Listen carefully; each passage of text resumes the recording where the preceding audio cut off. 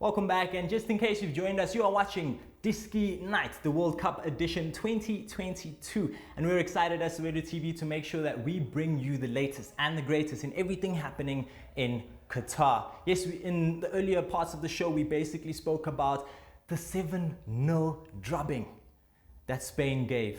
Ooh, Costa Rica, Costa Rica. It was crazy. So we're obviously going to be jumping into some of the players that we would like to have a look at, some of the players that we would like to highlight in the Spanish squad. Unai Simon. He's a goalkeeper for Spain. Luis Enrique had no hesitation in making the Athletic Club keeper his number one ahead of David De Gea's, who has stepped into the great Iker Casillas' shoes.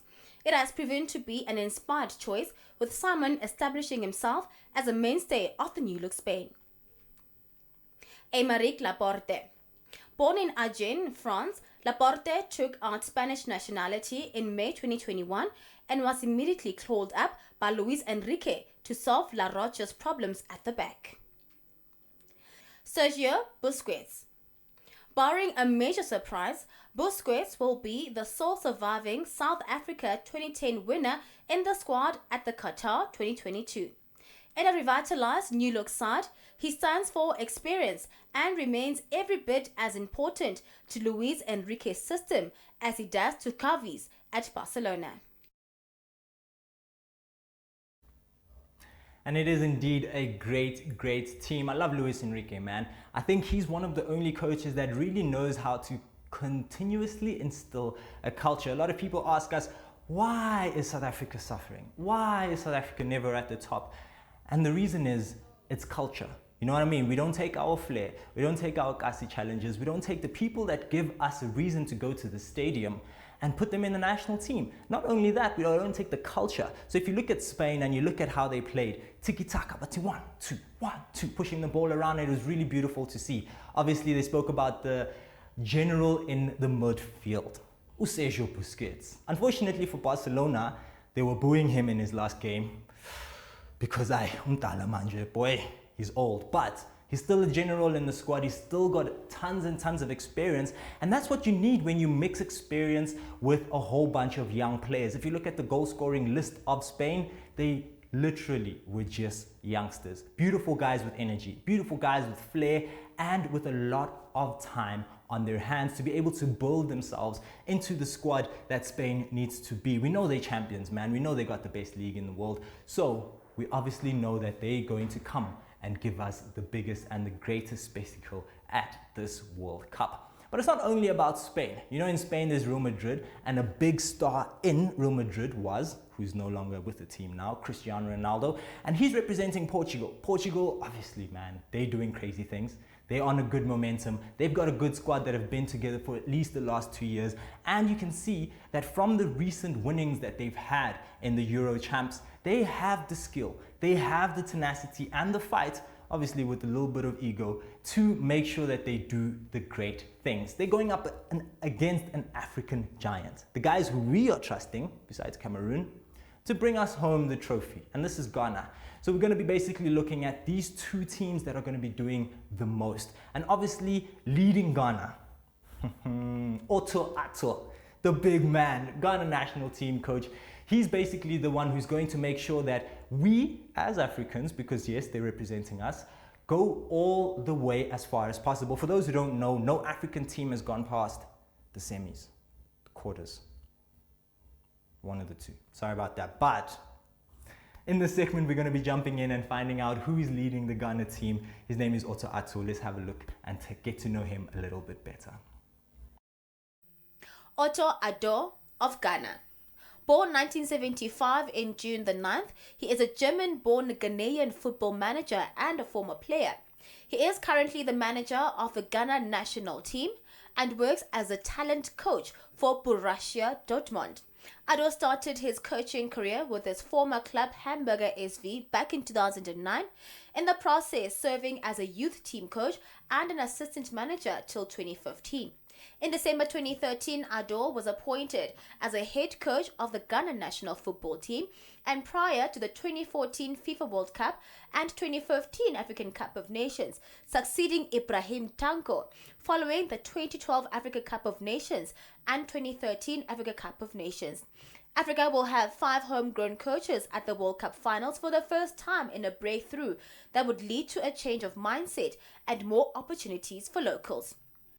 This match is going to be one for the books. It promises to be a cracker, promises to be a spectacle, and obviously I, for one, definitely want to see that.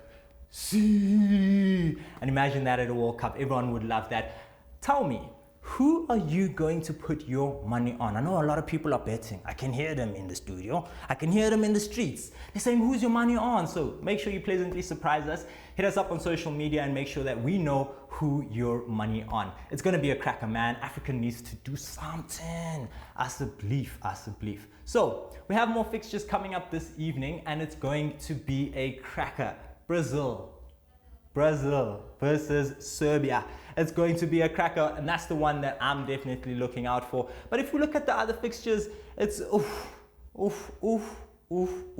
one's going to be kicking off at 9 o'clock. Max fixture indeed is going to be crazy. But if we look at the other fixtures, as you can see, Iran, Wales, that was a cracker. Senegal, Qatar, what are they going to do without Sadio Mane?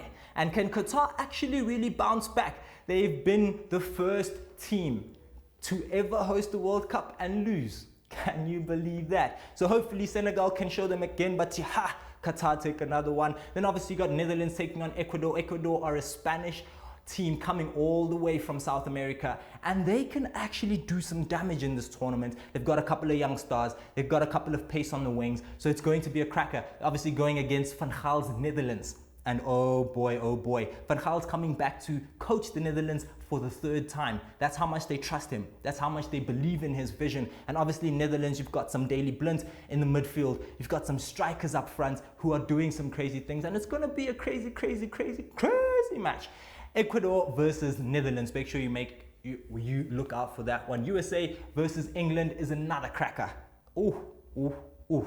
USA are coming in with Pulisic, and they're hoping that they can center the team around this young guy who's got a lot of European experience. Obviously, we've got England, who are trying to show face in a competition in which they have lost and not competed at their best in a long time. They have the best league and the most expensive league in the world, but do they have the most expensive and best players to make sure that they have what it takes to go all the way to the end? You know, they're pompous guys, and they're already shouting, oh, the cup is coming home to England.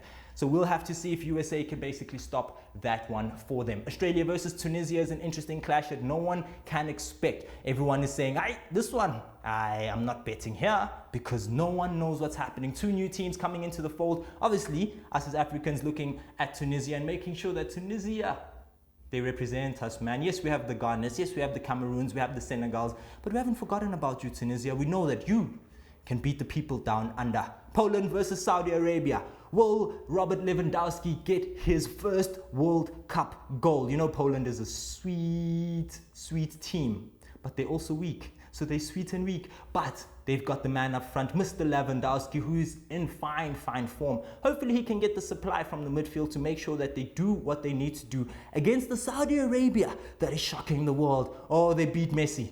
Oh, they beat Argentina. Saudi Arabia came through from that match 2-1, and everyone knows the headlines. Messi's face was in the grass again because he cannot believe how a team with such stars can be beaten by Saudi Arabia. I think they're backed by the fact that it is playing in their home ground. Remember, Saudi Arabia is the country right next to Qatar, so most of the fans are rushing to the stadium, crossing the border. So you know, when you have the 11th or the 12th man in the stadium, there's anything and everything that can happen. And then, the fixture that everyone is waiting for. They don't have Pogba. They don't have the Ballon d'Or winner, Karim Benzema. They don't have a lot of the players in which they are hoping can do the most. So it's going to be France versus Denmark in a cracker of a match. So please tell us on the socials how you think that will go. Let us know on the socials. We are at Soweto TV everywhere. And finally, make sure that you hit us up. It's hashtag DN 2022 World Cup. And thank you Thank you for joining us. And that's how we wrap up the first edition of this beautiful, beautiful show. It's called Diski Night 2022, the World Cup Edition, right here in Soweto, your home. People that are bringing you the sports, bringing you the World Cup all the way from Qatar. Thank you for joining us, and we will be back, same place, same time, tomorrow to give you more updates.